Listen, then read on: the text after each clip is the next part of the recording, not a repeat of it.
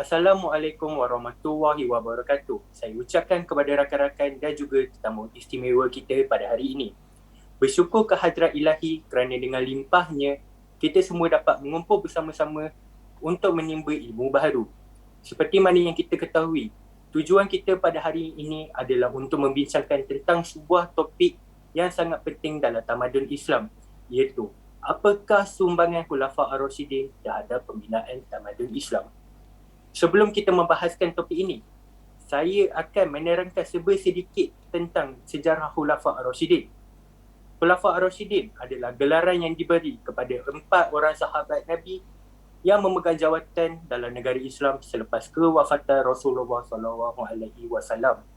Khalifah yang terpilih adalah yang dimulakan dengan Sayyidina Abu Bakar As-Siddiq, Sayyidina Umar bin Al-Khattab, Sayyidina Uthman bin Affan, yang terakhir sekali adalah Sayyidina bin Abi Talib. Selain itu, pemerintahan mereka berkuasa selama 29 tahun di mana ia bermula pada tahun 11 Hijrah hingga 41 Hijrah. Baiklah, setakat itu sahaja saya akan kupaskan tentang sejarah pemimpin Islam kita. Kini, saya akan memperkenalkan diri saya dan juga ahli kumpulan. Nama yang diberi adalah Norman Harith bin Azman dan ini adalah rakan-rakan saya di mana Luqman Hakim bin Sahir Ramadan dan Muhammad Aiman bin Muhammad Azizan. Baiklah, tetamu jemputan kita pada hari ini adalah Dr. Nur Zakia binti Saparmin di mana beliau merupakan seorang pensyarah di International Islamic University Malaysia. Beliau merupakan seorang doktor yang mempunyai kepakaran di dalam bidang Islamic Science, terutama Islamic Astronomy, History and Philosophy of Science and Islamic Science. Selain daripada itu, pencapaian beliau di dalam bidang pendidikan adalah luar biasa, di mana beliau memulakan pendidikan dengan merupakan lepasan Bachelor of Arts in Astronomy/Physics, University of Virginia in 1995. Diikuti Master in Islamic Science Aztec IIUM pada tahun 2000 dan akhir sekali PhD in Islamic Science Aztec IIUM pada tahun 2008. Terima kasih Doktor sekali lagi kerana sudi menerima jemputan kami semua untuk perbincangan kita pada hari ini. Apa khabar Doktor? Oh, khabar baik, Alhamdulillah. Norman, apa khabar? Okay, dan Alhamdulillah. ahli-ahli yang lain. Alhamdulillah sihat. Ya, okay, Brother Luqman dan Brother Aiman. Ya, okay. So, kira ini untuk kelas TITAS ya. Untuk subjek tamadun Asia dan tamadun. Okay, InsyaAllah sikit sebanyak saya kongsi apa yang saya ada. InsyaAllah. Okay, Brother Norman, Luqman dengan Aiman dalam bidang bidang apa? Kami semua tiga dalam bidang yang sama, iaitu Bachelor of Education Honors Teaching English as a Second Language at KUPTM. Oh, okay. Alhamdulillah. College Politek Mara ya. Di mana college-nya? College-nya terletak di Syamalim Perkasa Ceras. Okay. Lupa saya nak tanya yang kumpulan sebelum ni. Okay, Alhamdulillah. Okay. So, kita insyaAllah boleh mungkin mulakan wawancara sikit. Boleh saya sebagai host yang pertama akan tanya soalan ya. Okay. Baiklah Doktor. Saya akan teruskan dengan soalan yang pertama, iaitu berkaitan dengan Sayyidina Abu Bakar As-Siddiq. Seperti mana yang kita ketahui, beliau merupakan khalifah yang pertama di dalam Khulafa' Ar-Rasyidin. Dengan itu, berdasarkan perluasan kuasa yang dilakukan oleh Sayyidina Abu Bakar As-Siddiq, mengapakah beliau mengambil keputusan untuk menakluki negara seperti negara Rom, Parsi dan Syria? Itu saja soalan saya. Okey, Bismillahirrahmanirrahim. Amin.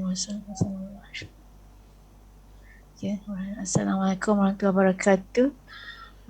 Tentang penaklukan Sayyidina Abu Bakar radhiyallahu anhu untuk meluaskan wilayah Islam, dua daripada Madinah dan Mekah. Tujuannya hanyalah yang sudah kita fahami sejak daripada zaman Nabi Muhammad SAW, adalah untuk menyebarkan dakwah Islam. Bagaimana zaman Rasulullah SAW sendiri telah menghantar ramai para sahabat ke beberapa tempat, ke Parsi, ke China, India, Afrika, dan malah ke tanah Melayu sendiri pernah dikatakan para sahabat pernah sampai menyebarkan Islam di tanah Melayu, walaupun pada zaman tersebut penyebaran Islam belum berapa meluas lagi, hanya selepas kemudian beberapa ratus tahun kemudian barulah ramai yang menerima Islam di tanah Melayu. Dan kita juga seperti pada khalifah selepas Nabi Muhammad SAW meneruskan usaha ke dakwah dengan lebih intensif lagi, ke Parsi, ke Syria, ke Afrika Utara, ke Mesir, dan kita boleh katakan ini hanya bukan sebagai penaklukan tapi sebagai pembukaan. Seperti di dalam Quran menyatakan tentang pembukaan Mekah, pembukaan kepada yang di dalam daripada kegelapan kepada suatu cahaya penerimaan Islam, amar ma'ruf nahi munkar, dan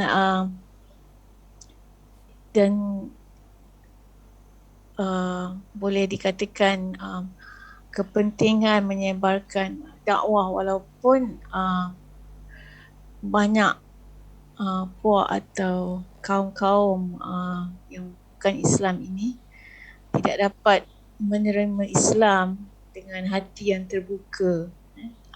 Ada banyak penentangan, ada banyak peperangan, cabaran yang terpaksa dihadapi oleh para sahabat. Tapi sedikit sebanyak alhamdulillah penerimaan dapat diterima sedikit demi sedikit. Jadi tujuan mereka bukan untuk berperang, bukan untuk semata-mata menakluk negara-negara tersebut, tapi tujuan mereka adalah untuk menyebarkan dakwah Islam. Dan sebelum dan kita fahami juga sebelum peperangan antara pihak Islam dengan kafir ini berlaku, sudah ada perundingan. Para sahabat mereka memilih jalan rundingan dahulu sebelum berlakunya apa jua peperangan. Sama ada mereka menerima Islam dengan hati terbuka, dan kalau mereka tidak menerima Islam, sekurang-kurangnya membenarkan para sahabat umat Islam menyebarkan dakwah di kalangan penduduk mereka. Dan kalau itu pun tidak boleh diterima, hanya satu jalan yang terakhir adalah hanya melalui peperangan. Dan memang peperangan hanyalah pilihan yang terakhir, bukan semata-mata untuk menakluk negara. InsyaAllah, Allahu'alam. Okey, ada soalan yang InsyaAllah soalan yang seterusnya. Jadi berdasarkan apa yang doktor katakan, kita dapat ungkapkan yang bahawa penaklukan tersebut bukan untuk berperang, tapi untuk memastikan kita dapat menyebarkan dakwah dengan sebaik mungkin. Ya, itulah adalah tujuannya yang utama. Alright, terima kasih Doktor. Okay, Okay. sekarang dengan penjelasan tadi, saya dah lebih faham lah. Okay, so sekarang ni kita akan menghala yang ke soalan yang kedua, iaitu soalan yang berkaitan dengan Saidina Umar bin Al-Khattab. Okay, soalan ini adalah soalan berkaitan dengan aspek politik, iaitu apakah yang dilakukan oleh Saidina Umar bin Al-Khattab dalam aspek politik sehinggakan zaman pemerintahan beliau digelar sebagai zaman keemasan.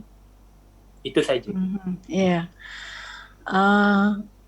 Memang zaman Sayyidina Abu Bakar radhiyallahu anhu zamannya hanya singkat, dalam beberapa tahun sahaja. Jadi katakan tak sampai 5 tahun, 3-4 tahun. Ya. Dan zaman Sayyidina Umar radhiyallahu anhu lama berbanding Sayyidina Abu Bakar. Jadi dalam zaman Sayyidina Umar, alhamdulillah banyak tempat-tempat di sekitar Semenanjung Arab, Parsi, Syria, Mesir, Afrika Utara, semua alhamdulillah berada di bawah pemerintahan Islam, dan Islam alhamdulillah sikit sebanyak dapat berkembang. Pada mulanya memang tidak ada paksaan untuk masyarakat bukan Islam ini untuk menerima Islam. Mereka diajak menerima Islam secara beransur-ansur. Sayyidina Umar radhiyallahu anhu membuka kita katakan kota-kota ataupun kubu penempatan tentera di pelbagai tempat-tempat yang kota-kota bukan Islam ni, yang di Parsi, di Syria, di Mesir, dan dari situ tentera Islam dapat berinteraksi dengan penduduk tempatan, dan ada setengahnya berkahwin dengan perempuan-perempuan tempatan, dan dari situ Islam dapat diperkenalkan, dan lama-kelamaan Islam semakin berkembang di negara-negara tersebut. Dan inilah salah satu sumbangan besar Sayyidina Umar radhiyallahu anhu dari segi penyebaran dakwah, pembinaan masjid, sekolah, memantapkan lagi akidah dan syariah, amalan-amalan syariah Islam kepada penduduk-penduduk yang baru menerima Islam, penyebaran dan para sahabatnya lain dihantar, ditugaskan untuk mengajar, memandu penduduk-penduduk yang baru menerima Islam. Dan kita tahu banyak juga lagi banyak sumbangannya, dia memperkuatkan lagi Baitulmal, pentadbiran yang lebih teratur, melantik ramai gubernur-gubernur mewakilinya di beberapa kawasan yang baru menerima Islam, dan alhamdulillah Islam semakin diterima, memperkuatkan menambah baik infrastruktur negara-negara tersebut, menambah dari segi terusan untuk peladangan, berbagai-bagai terusan. Ini sikit sebanyak tadi tentang sumbangan Sayyidina Umar Al-Khattab radhiyallahu anhu. Memang sumbangannya amat besar kepada perkembangan penerimaan dakwah, pengukuhan Islam dalam masyarakat-masyarakat yang baru menerima Islam. Alright, so kami sebaik mungkin akan cuma baiki masalah sebentar tadi. Tapi tak apa doktor, Okay. jawapan doktor tadi tu dah cukup jelas and cukup informasi.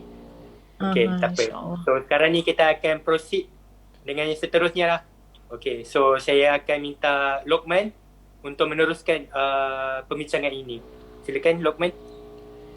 Okey, terima kasih Norman. Pertama sekali saya mewakili satu kumpulan minta maaf pasal technical problem tadi. Okay, Jadi tak apa. okey, baiklah doktor. Macam tadi kita dah membincangkan tentang dua Sayyidina, iaitu Sayyidina Abu Bakar dan juga Sayyidina Umar. Kali ini saya akan memberikan doktor dua soalan berkenaan dengan Sayyidina Uthman dan juga Sayyidina Ali. Okey, Okay. untuk Sayyidina Uthman bin Affan, soalannya berbunyi seperti ini. Apakah sumbangan peribadinya telah diberikan oleh Sayyidina Uthman bin Affan kepada umat Islam untuk menaik tarafkan mereka punya kehidupan pada waktu itu, dan apakah macam orang kata kesanlah daripada sumbangan yang diberikan oleh sumbangan daripada segi sumbangan peribadi itu sendiri. Soalan saya berbunyi seperti itu. Sayyidina Uthman radhiyallahu anhu berbanding dengan Sayyidina Umar radhiyallahu anhu, sumbangannya mungkin kita boleh katakan tidaklah sehebat di zaman Sayyidina Umar radhiyallahu anhu. Dan dari satu set terlupa nak sebut tadi, Sayyidina Umar radhiyallahu anhu ialah yang memulakan tahun hijrah yang belum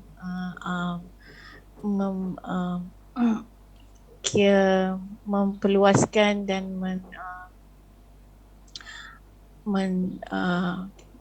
dan boleh kita katakan tahun hijrah digunakan lebih secara sistematik sejak daripada zaman Sayyidina Umar radhiyallahu anhu. Sayyidina Uthman radhiyallahu anhu sumbangannya yang kita amat terhutang budi adalah dari segi pengumpulan Al-Quran, masal Al-Quran. Yang itu yang kita telah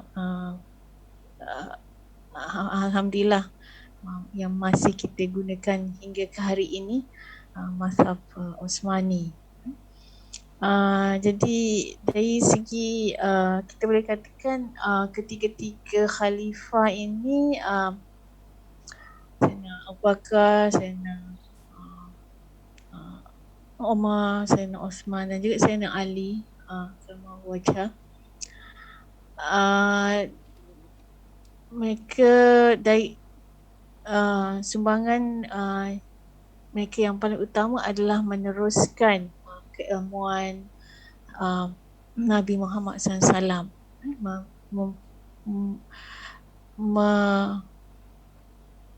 kita dari pengumpulan Quran, pengumpulan hadis-hadis Rasulullah SAW, dan dari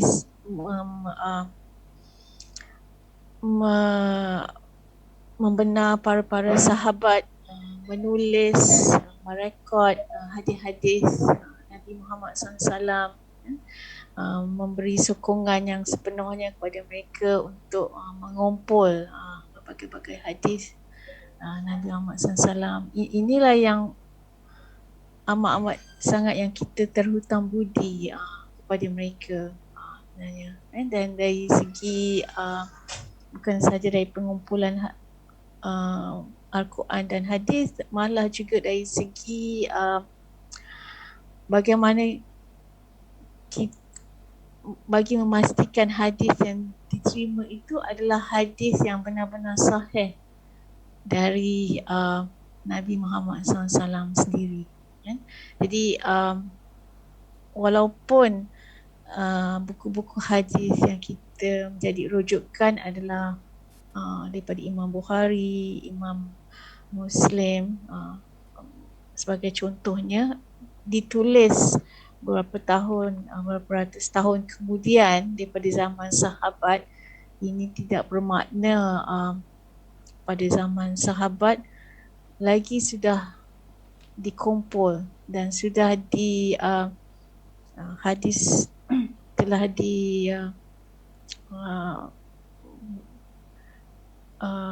mustalah hadis boleh kita katakan telah berlaku pada zaman sahabat lagi, untuk memastikan yang setiap hadis yang diterima ada saksi yang menyaksikan bagaimana hadis itu telah disampaikan dari seorang sahabat pada sahabat yang lain. Jadi kira sumbangan keilmuan ini amatlah, inilah yang kita teramat terhutang budi sebenarnya kepada para sahabat ini. Dan tidak nafikan juga mereka sistem-sistem yang telah sedia ada pada Nabi Muhammad SAW dari segi pendidikan, Baitulmal, dari segi undang-undang, dari segi diteruskan oleh para sahabat, membagi menjadikan kehidupan masyarakat lebih terjamin, yang miskin terbela, membantu mereka yang susah dan sebagainya, dan dari segi menyokong ekonomi umat Islam, dan memastikan jalan-jalan perdagangan terjamin, memastikan ada telaga-telaga dan rumah-rumah rehat untuk para musafir, yang kita boleh katakan telah penambahbaikan oleh Sayyidina Umar dan Sayyidina Uthman sendiri. InsyaAllah. Wallahualam. Okay, subhanallah. Terima kasih doktor untuk jawapan.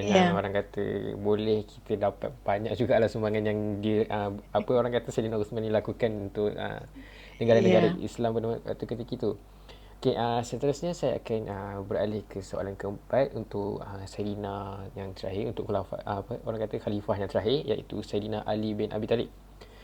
Seperti mana yang kita ketahui, Sayyidina Ali merupakan salah orang kata seorang khalifah yang beranilah kan, sebab dia merupakan khalifah yang terakhir yang sanggup orang kata memegang jawatan seorang khalifah walaupun negara Islam pada masa tu tengah menghadapi bermacam-macam masalah. Jadi soalan untuk Sayyidina Ali ni berbunyi seperti ini. Bagaimanakah Sayyidina Ali mengekalkan keharmonian di saat mengembangkan sistem ekonomi negara waktu negara Islam itu diambang kegoyahan? Soalan saya berbunyi seperti itu. Zaman Sayyidina Ali, kita memang tak nafikan zaman yang penuh dengan cabaran yang Ali karimahullah wajah, di mana berlaku fitnah yang besar dengan pembunuhan Sayyidina Uthman radhiyallahu anhu, dan ramai para sahabat yang berasa tidak berpuas hati bagaimana Sayyidina Ali radhiyallahu anhu menangani dalam mencari mereka-mereka yang telah membunuh Sayyidina Uthman radhiyallahu anhu. Jadi beberapa sahabat seperti Muawiyah radhiyallahu anhu, Sayyidina Aisyah radhiyallahu anha, berlaku peperangan saudara,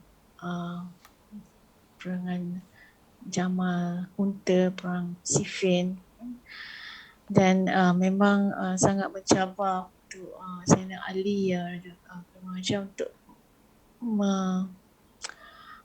menghadapi berbagai-bagai fitnah, sehingga dikatakan dalam peperangan ini beribu-ribu umat Islam terkorban.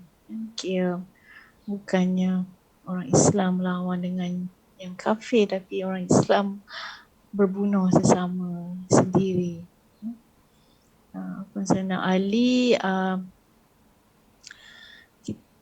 sikit sebanyak dari yang kita fahami, dia cuba mengelakkan apa jua peperangan dengan melakukan perundingan, kan, dengan para sahabat ni. Tapi kadang-kadang peperangan memang tidak dapat dielakkan. Terlalu ramai ada yang mereka kumpulan-kumpulan yang mencuba kita boleh katakan membaling batu sembunyi tangan, yang cuba membawa berbagai-bagai propaganda supaya umat Islam akan bergaduh sesama sendiri. Ada berbagai-bagai kumpulan yang menjadi batu api, kita boleh katakan, yang akhirnya peperangan sendiri tidak dapat dielakkan. Dan dari segi perkembangan ekonomi, saya memang tak berapa pasti macam mana, dan boleh dikatakan zaman Sayyidina Ali macam memang perkembangan Islam sedikit berkurang sebab terlalu banyak cabaran dalaman umat Islam sendiri. Jadi Sayyidina Ali kalau macam tidak dapat meneruskan usaha-usaha penyebaran dakwah sebagaimana khalifah-khalifah sebelum ini. Dan kita boleh katakan selepas zaman Khulafa Ar-Rashidun, pada masa ini penyebaran dakwah sedikit boleh katakan terbantu sedikit, dan hanya kemudiannya barulah di zaman Umayyah, Abbasiyah, barulah Islam mula tersebar secara luas. Wallahualam. Okay, so secara konklusinya kita boleh dapat gambarkan macam Sayyidina Ali ni waktu ketika dia ambil orang kata jawatan sebagai seorang khalifah tu, dia tak dapat orang kata mengembangkan agama Islam secara besar-besaran, tapi dia besar lagi. Tapi apa yang dia lakukan adalah dia cuba membendung daripada orang kata perkara itu jadi lebih teruk lah, orang kata. Ya. Supaya fitnah itu tidak lebih burukkan lagi keadaan, sehingga dia sendiri pun akhirnya terkorban. Jadi memang satu cabaran, dia mencuba, kita kata mencuba sedaya upaya meredakan ketegangan. Okay, faham. Ya. Terima kasih Doktor kerana menjelaskan Okay. cara-cara dia menangani masalah tersebut. Terima kasih banyak-banyak untuk perkongsian yang orang kata berilmiah ni. Jadi itu saja soalan berkenaan dengan Sayyidina daripada saya dengan Norman. Jadi seterusnya saya akan lepaskan wawancara ini kepada saudara Muhammad Aiman, di mana dia akan bertanyakan tentang dua soalan orang katalah soalan tentang kita punya topik hari ini. Okay, dipersilakan saudara Aiman. Okey, baiklah. Terima kasih Luqman. Baiklah Doktor, saya akan menanyakan soalan yang berkaitan dengan Khulafa Ar-Rashidin kepada Doktor. Soalan pertama saya ialah, berdasarkan pada zaman Khulafa Ar-Rashidin, di antara khalifah manakah yang Doktor rasa memberi impak yang besar kepada pembinaan tamadun Islam? Sila beri penjelasan Doktor. Ya. Boleh katakan keempat-empatnya memberi impak yang sangat besar. Masing-masing ada keistimewaan sendiri. Sayyidina Abu Bakar dan digelar oleh Rasulullah SAW sebagai As-Siddiq, yang benar, dan keakrabannya dengan Nabi Muhammad SAW memang tidak dapat disanggah. Lagi Sayyidina Umar radhiyallahu anhu, pernah Nabi Muhammad SAW mengatakan kalau ada Nabi selepasnya, pastilah Umar orangnya, kan. Jadi kedudukannya, keilmuannya memang tidak dapat kita sudah diiktiraf oleh Nabi Muhammad SAW sendiri. Sayyidina Uthman sebagai menantu 2 kali menantu pada Rasulullah SAW, dan Sayyidina Ali kalau macam Nabi Muhammad SAW mengatakan dialah, kalau Nabi sendiri sebagai kotak ilmu, dialah pintunya. And jadi dan kita boleh katakan kehebatan keempat khulafa ar-rasyidun ini adalah dalam meneruskan lagi penyebaran Islam, keilmuan Islam, syariah Islam, hinggalah ke zaman kita hari ini. Jadi kalau dari segi tokoh keilmuannya, kita boleh katakan Sayyidina Abu Bakar radhiyallahu anhu dan Sayyidina Ali radhiyallahu anhu. Sebab dari mereka berdua inilah lahirnya berbagai-bagai tarekat kesufian, dan yang meneruskan tradisi sunnah Nabi Muhammad SAW. Jadi ini bukan bermakna kita meremehkan aspek akidah atau aspek syariah. Iman, Islam, ihsan, mereka tidak berpisah dari satu sama lain, kan? Bukannya kita hanya ambil satu aspek dan kita meninggalkan aspek yang lain, tapi tarekat kesufian ini adalah sebagai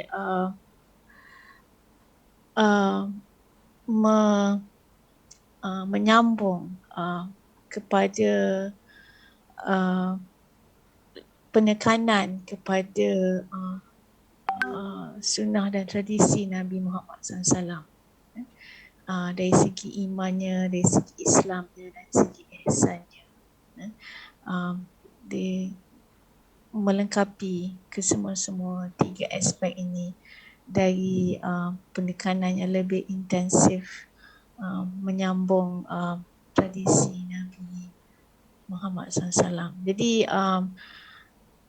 kita boleh katakan 2 sahabat ini yang memang kebiasaannya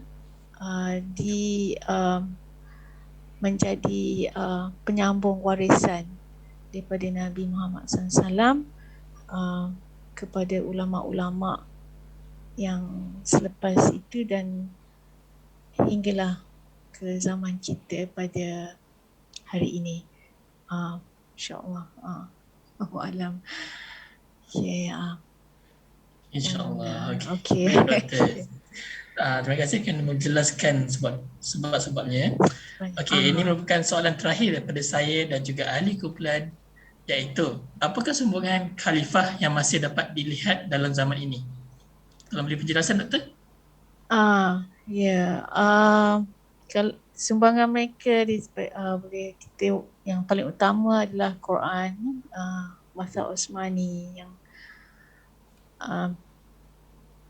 yang telah dikumpul pada zaman Sayyidina Abu Bakar dan kemudian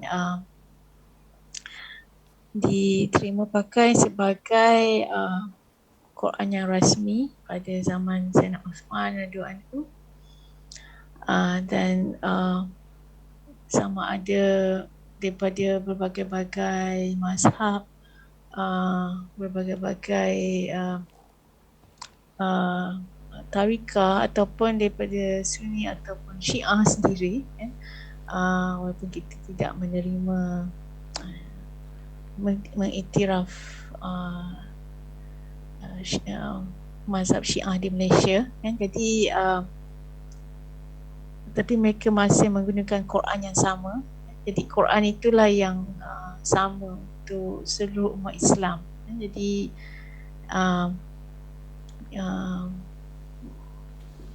inilah Quran yang sama, walaupun dalam berbagai-bagai aliran akidah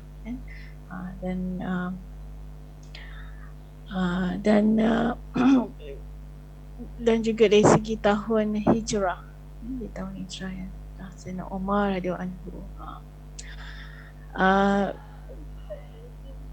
Saya mengatakan tentang Syiah tadi bukan bermaksud kita menerima ataupun menyokong. Jadi mereka hanya dari segi memang dari segi kepentingan di Malaysia ni memang kita tidak dapat menerima. Memang ada pandangan ulama yang mereka telah menyeleweng daripada pegangan Ahli Sunnah wal Jamaah. Jadi memang dan dari segi, dan boleh dikatakan itulah ada sejak zaman Nabi, sejak zaman Khalifah Sayyidina Ali kan wajah, yang mereka mengatakan terdapat golongan yang golongan Syiah ini yang terbentuk daripada zaman itu, tapi tidak semestinya Sayyidina Ali menyokong mereka.